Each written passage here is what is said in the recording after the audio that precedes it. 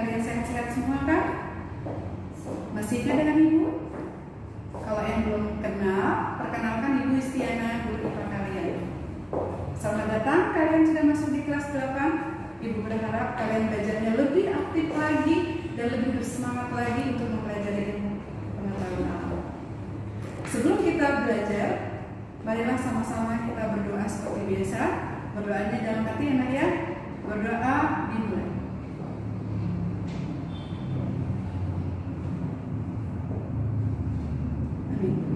Baiklah, pada kelas 8 ini materi yang akan Ibu ajarkan mengenai gerak pada makhluk hidup dan benda mati. Tapi sebelumnya Ibu akan memberikan ilustrasi ke kalian apa itu gerak. Nah, kalau kalian lihat posisi Ibu sekarang, bergerak atau tidak? Iya, betul sekali, tidak. Nah, kalau Ibu sekarang melangkah, apakah Ibu bergerak? Betul sekali. Tapi ada banyak hal yang membedakan gerak pada manusia, pada tumbuhan, dan pada benda. Nah, pada pembelajaran kali ini, Ibu akan menayangkan video. Silakan kalian simak video berikut ini. Untuk mata pelajaran IPA, pada video kali ini, kita akan belajar sedikit masuk ke bab yang pertama, yaitu tentang sistem gerak pada manusia. Tetapi sebelum kita memasuki materi pada sistem gerak pada manusia, kita ulas sedikit dulu tentang materi gerak pada makhluk hidup. Pernahkah kalian melihat ataupun melakukan pengamatan setiap harinya, melihat tumbuhan dan hewan kenapa bisa bergerak? Kenapa toh? Ya, betul. Jadi tumbuhan dan hewan itu bisa bergerak karena tumbuhan dan hewan itu adalah makhluk hidup. Jadi salah satu ciri benda ataupun makhluk itu dikatakan hidup adalah ketika mampu untuk melakukan pergerakan ataupun mampu untuk bergerak. Nah, kemudian jika kita mengamati, ketika kita melihat hewan, kita terlihat nyata ketika melakukan pergerakan, karena terlihat jelas bahwa hewan memiliki alat gerak, di mana alat geraknya itu adalah alat gerak yang nyata, sehingga kita dapat melihatnya secara langsung. Misalkan ketika hewan berpindah tempat, ataupun hewan ketika berlari, ataupun hewan ketika mencari makan. Nah, seperti itu adalah salah satu contoh dari gerak pada hewan, di mana gerak tersebut adalah gerak aktif langsung dari makhluk hidup itu sendiri. Kemudian jika kita melihat pada tumbuhan, gerak tumbuhan itu disebut gerak yang pasif. Kenapa? Karena ketika tumbuhan melakukan pergerakan, itu dapat bergerak karena adanya rangsangan ataupun adanya tanggapan dari rangsangan yang diterima oleh makhluk hidup ataupun oleh tumbuhan itu sendiri. Nah, kemudian rangsangan tersebut itu dapat atau bisa berasal dari lingkungan ataupun dari tubuh tumbuhan itu sendiri. Nah, pada video kali ini kita akan belajar sedikit tentang gerak pada makhluk hidup. Yang pertama yaitu gerak pada tumbuhan. Nah, gerak pada tumbuhan seperti yang saya katakan tadi, pada prinsipnya tumbuhan itu bergerak karena adanya suatu proses pertumbuhan. Itu yang pertama. Jadi langsung dari diri tubuh tumbuhan itu sendiri. Kemudian yang kedua itu karena kepekaan terhadap rangsangan ataupun iritabilitas. Jadi kepekaan tumbuhan terhadap rangsangan yang didapat dari luar tubuh tumbuhan itu sendiri. Kemudian macam-macam gerak pada tumbuhan. Yang pertama itu adalah gerak endonom, dan yang kedua adalah gerak etionom. Gerak endonom itu adalah gerak pada tumbuhan yang dipengaruhi oleh sebuah rangsangan dari dalam tubuh tumbuhan itu sendiri. Nah, jadi kalau gerak endonom itu adalah gerak di mana gerak itu dapat terjadi dikarenakan tubuh tumbuhan itu sendiri. Nah, kemudian gerak endonom itu dibagi menjadi dua. Yang pertama ada gerak nutasi, kemudian yang kedua ada gerak higroskopis. Gerak nutasi yaitu gerak ataupun suatu gerakan yang spontan yang disebabkan adanya rangsangan. Nah, itu contohnya misalkan gerakan aliran sitoplasma pada tanaman air hidrilia. Nah, itu pergerakan sitoplasmanya dari satu sel ataupun dari tubuh tumbuhan itu sendiri, misalkan dari akar kemudian naik ke atas sampai ke batang, kemudian naik ke daun. Nah, itu salah satu termasuk dari gerak nutasi. Kemudian yang kedua ada gerak higroskopis, yaitu suatu gerakan pada tumbuhan yang disebabkan karena adanya suatu perubahan kadar air. Nah, kita bisa melihat ataupun contohnya itu pada gerak pecahan kulit buah polong-polongan yang sudah kering. Nah, ketika kulit buah ataupun kacang polong-polongan ya itu mengering, nah itu biasanya disebabkan karena memang kadar air yang berkurang sehingga menyebabkan kacang polong-polongan itu menjadi kering. Kemudian yang kedua itu adalah gerak etionom. Gerak etionom ya ini suatu gerakan pada tumbuhan yang dipengaruhi oleh sebuah rangsangan yang berasal dari luar tubuh tumbuhan itu sendiri. Nah, yang jelas kalau kita tadi bicara endonom itu berasal dari dalam tubuh tumbuhan itu sendiri, sedangkan kalau etionom itu berasal dari luar. Faktor yang menyebabkan gerakan etionom itu ada beberapa. Yang pertama contohnya disebabkan karena faktor cahaya, kemudian ada faktor air, kemudian adanya rangsangan atau sentuhan, kemudian ada juga karena adanya temperatur ataupun suhu. Kemudian gerakan etionom itu dibagi menjadi 3. Yang pertama ada tropisme, kemudian yang kedua ada taksis, serta yang ketiga ada nasti. Nah, kalau tropisme itu adalah suatu gerakan pada tumbuhan yang arah geraknya dipengaruhi oleh arah datangnya sebuah rangsangan. Nah, misalkan tadi rangsangan dari cahaya atau mungkin kita sebut dengan fototropisme, yaitu suatu gerak pada tumbuhan yang dipengaruhi oleh rangsangan dari cahaya misalkan. Kemudian ada geotropisme juga, itu adalah suatu rangsangan yang disebabkan oleh gravitasi bumi. Nah, gravitasi bumi juga berpengaruh juga. Kemudian yang ketiga ada hidrotropisme. Hidro, kalau kita bicara hidro berarti air. Maka hidrotropisme adalah suatu gerakan pada tubuh tumbuhan menuju ke arah yang basah atau berair. Jadi biasanya tumbuhan itu akan lebih ke arah geraknya, tumbuhnya itu akan menuju ke arah yang berair untuk mendapatkan air biar lebih mudah. Seperti itu. Kemudian ada tigmotropisme. Nah, itu suatu gerakan pada tumbuhan karena akibat bersinggungan. Nah, bersinggungan mungkin maksudnya bersinggungan dengan tanaman-tanaman yang lain yang mungkin saling berhimpitan sehingga menyebabkan persinggungan, kemudian menyebabkan gerakan yang pada tumbuhan itu sendiri. Yang B masuk di taksis. Taksis tadi merupakan suatu gerak seluruh tubuh tumbuhan yang dipengaruhi oleh datangnya rangsangan.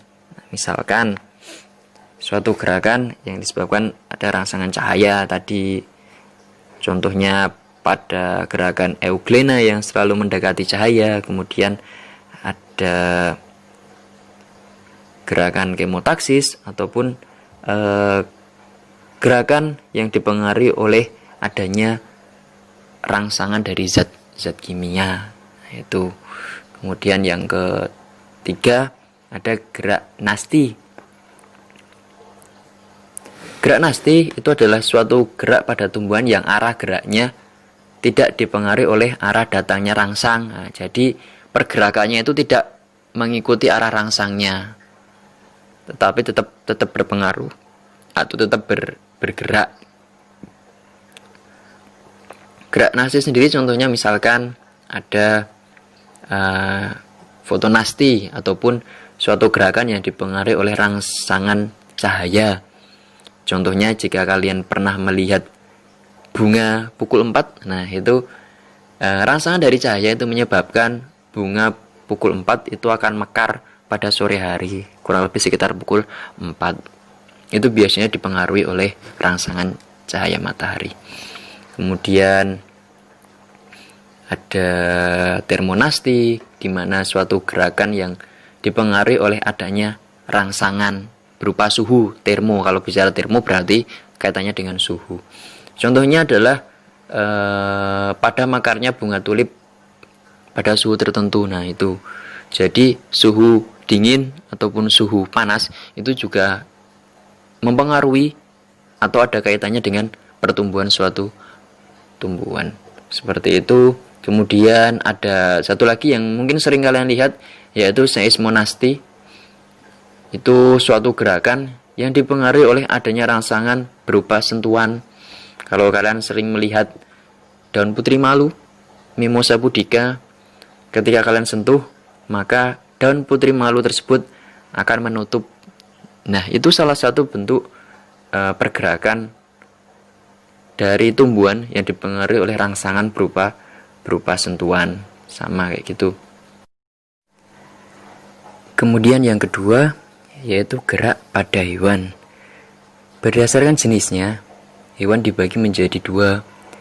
Yang pertama adalah hewan yang memiliki tulang belakang atau biasa kita sebut dengan vertebrata, dan yang kedua adalah hewan yang tidak memiliki tulang belakang ataupun avertebrata. Nah, sistem gerak pada vertebrata dan avertebrata itu sebenarnya sama, memiliki fungsi yang sama, kaitannya dengan fungsi dari sistem gerak itu sendiri, yaitu agar hewan tersebut bisa berpindah tempat ke tempat yang lainnya, walaupun dengan cara yang berbeda, tapi fungsinya sama.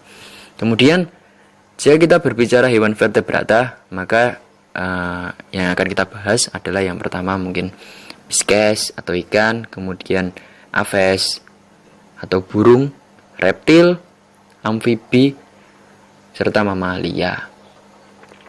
Jelas tadi ciri khas dari vertebrata memiliki tulang belakang. Kemudian kita lihat sistem gerak pada hewan vertebrata. Yang pertama yaitu sistem gerak pada ikan. Jelas kenapa tuh ikan bisa bergerak? Kalau kita lihat ikan di dalam air, dia bisa bergerak, berenang bukan? Ya, yang jelas dia bisa bergerak dari satu tempat ke tempat yang lainnya. Kenapa bisa bergerak? Ya, betul. Karena memiliki sirip. Ya. Jadi alat gerak yang dimiliki oleh ikan itu yang sering kita temui itu adalah sirip ikan. Biasanya terdiri dari dua sirip atau sepasang, kiri dan kanan. Nah, fungsinya adalah untuk membantu pergerakan pada ikan itu sendiri. Nah, selain itu juga ada lagi sirip yang letaknya di tengah, biasanya terletak di atas tubuh ikan. Nah, itu juga membantu tekanan hidrostatis atau tekanan pada ikan, agar ikan bisa tetap bergerak di dalam air, tidak tenggelam mungkin. Kemudian yang kedua, kita masuk ke sistem gerak pada burung. Jelas, kalau kita bicara burung, pasti yang terlintas sayap, terbang, gitu. Cara bergerak hewan yang ada di udara berbeda ya dengan ikan tadi yang berada di air. burung dapat terbang bebas di udara karena memang memiliki sayap tadi. Nah, fungsi dari sayap itu tadi jelas, yaitu untuk membantu burung bergerak di atas ya, dalam artian terbang gitu. Kemudian burung dapat terbang karena memiliki bentuk ataupun karena bentuk tubuhnya berkaitan dengan gaya angkat yang lebih besar. Jadi gaya angkat gravitasi bumi yang lebih kecil mengakibatkan burung itu dapat terbang, dapat mengangkat tubuhnya, kemudian dapat bergerak di udara. Nah, itu salah satu alasan kenapa burung tadi bisa terbang. Bentuk sayap burung pun berbeda-beda ya tergantung memang dari fungsi untuk burungnya itu sendiri. Ada yang memang bentuk sayapnya itu untuk terbang dengan jangkauan yang tinggi, ada juga aves yang memang terbangnya itu hanya di jangkauan mungkin 1 meter sampai 2 meter gitu. Jadi tidak terlalu tinggi. Itu tergantung dengan masing-masing burung sendiri. Kemudian yang ketiga ada sistem gerak pada amfibi. Amfibi itu contohnya kodok atau katak. Nah, itu biasanya terdiri konstruksi tubuhnya itu terdiri dari tulang badan ya, karena termasuk dari vertebrata ya. Nah, kemudian amfibi memiliki pertulangan ya, ataupun tulang tadi, misalkan ada lutut, bahu, siku, pinggul, pergelangan kaki. Nah, kalau kita lihat kaki dan ya kaki depan sama kaki belakang mungkin, ataupun kaki belakang sama tangan ya, itu amfibi memiliki sendi yang baik. Nah, itu di bagian lutut. Kenapa? Karena kalau kita lihat amfibi itu kan katak atau kodok kan sering loncat-loncat ya. Nah, ketika dia mau loncat tinggi, otomatis pasti dia memiliki sendi di lutut itu yang baik, karena fungsinya jelas untuk lompat. Jadi kalau sendi lututnya baik, dia akan bisa loncat lebih tinggi atau lebih jauh. Kemudian yang keempat, sistem gerak pada reptil. Reptil itu yang sering kita lihat itu mungkin ular ya, ular. Kemudian ada kadal, itu salah satu reptil juga. Kura-kura dan buaya juga termasuk dari kelas reptil ya. Kemudian jika kita melihat salah satu contoh dari reptil, ular bergerak dengan cara merayap.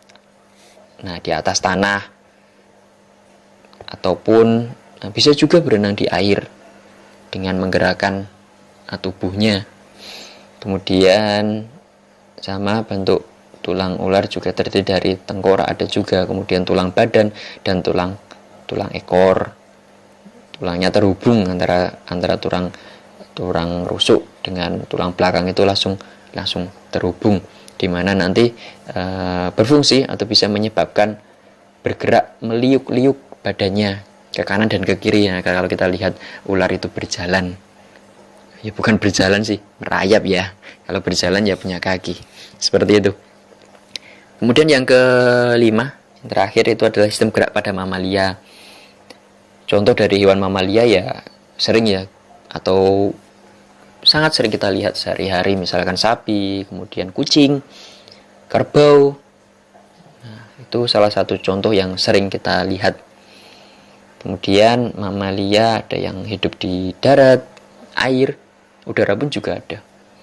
Kemudian kita lihat contoh mamalia, misalkan sapi. Jelas sapi memiliki tulang yang kokoh, bakoh, untuk menopang tubuhnya yang berat ataupun besar ya. Jelas itu pasti memiliki tulang yang kuat untuk menopang tubuhnya, daging ataupun ya tubuh total dari sapi itu sendiri. Kemudian pada saat bergerak jelas berkaitan antara satu dengan yang lainnya, kaki ke depan, kaki belakang. Itu karakteristik dari sistem gerak pada mamalia tadi. Oke, itu saja sedikit materi tentang gerak pada makhluk hidup. Silakan dicatat, silakan dipelajari, dibaca, dipelajari, dicatat, kemudian mencari referensi yang lain agar lebih paham lagi. Oke, terima kasih. Kemudian untuk kedepannya lagi, pertemuan selanjutnya kita akan belajar, kita akan masuk langsung ke bab sistem gerak pada manusia. Oke, terima kasih.